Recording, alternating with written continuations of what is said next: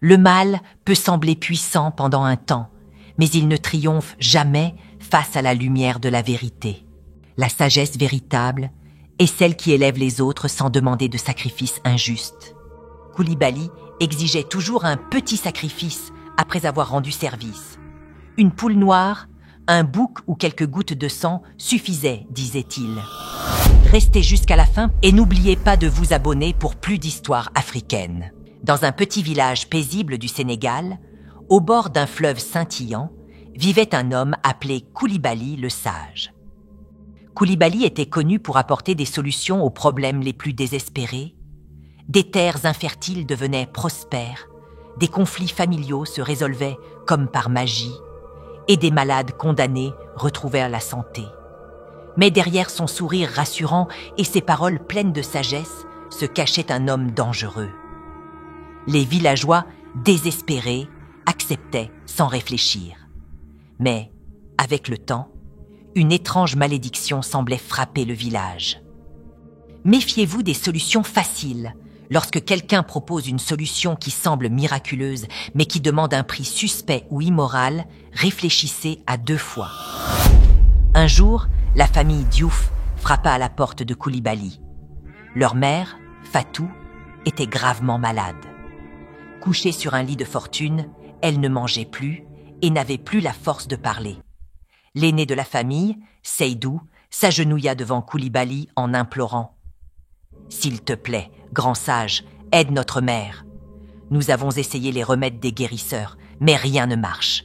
Sans elle, nous sommes perdus. » Coulibaly hocha lentement la tête, observant la détresse de la famille. « Votre mère est entre la vie et la mort, » dit-il d'une voix grave. « Mais il y a une solution. Je peux invoquer les esprits pour la guérir.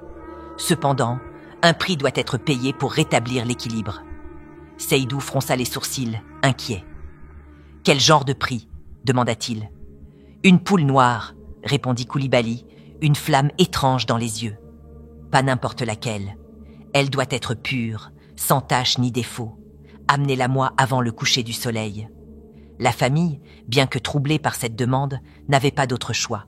Ils rassemblèrent de leurs maigres économies pour acheter une poule noire au marché. Ils la remirent à Coulibaly, qui, après un rituel complexe, leur annonça que Fatou guérirait avant l'aube.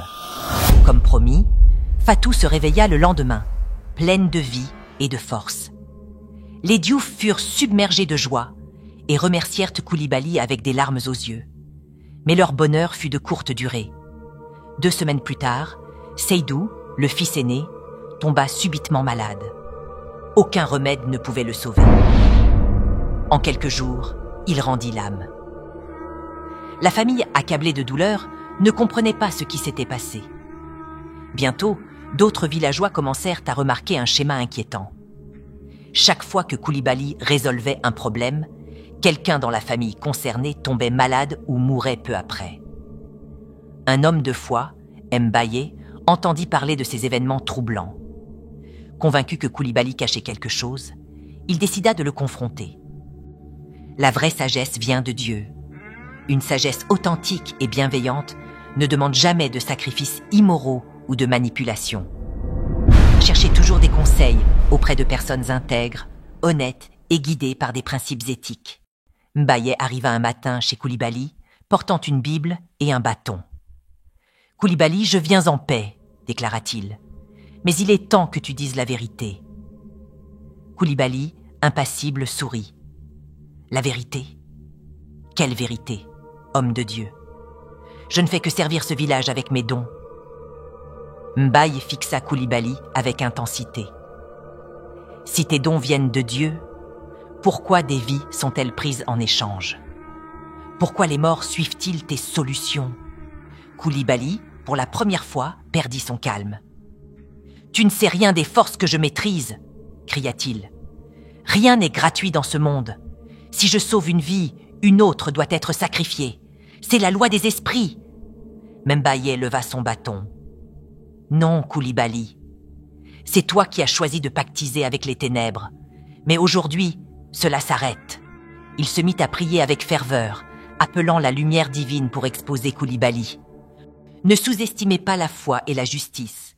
Mbaye a montré qu'avec la foi, la vérité finit toujours par triompher.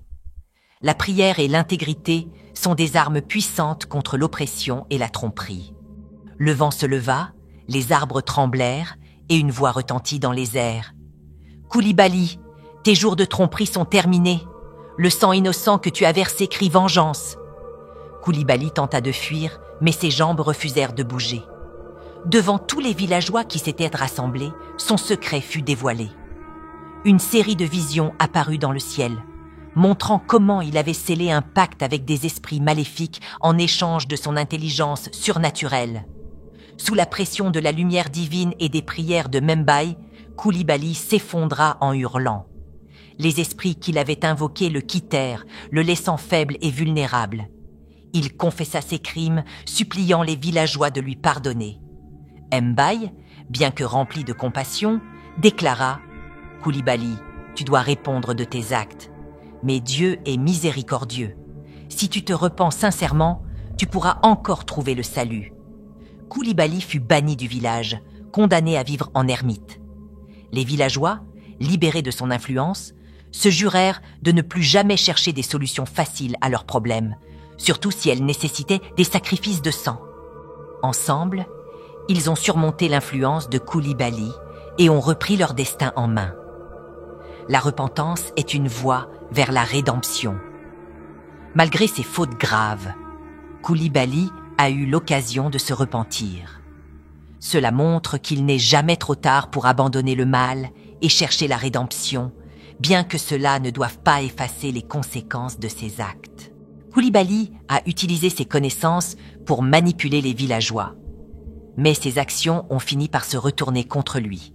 Tout acte basé sur le mensonge et le mal finit par être exposé. Rien dans la vie ne vient sans effort, mais cela ne doit jamais se faire au détriment d'autrui.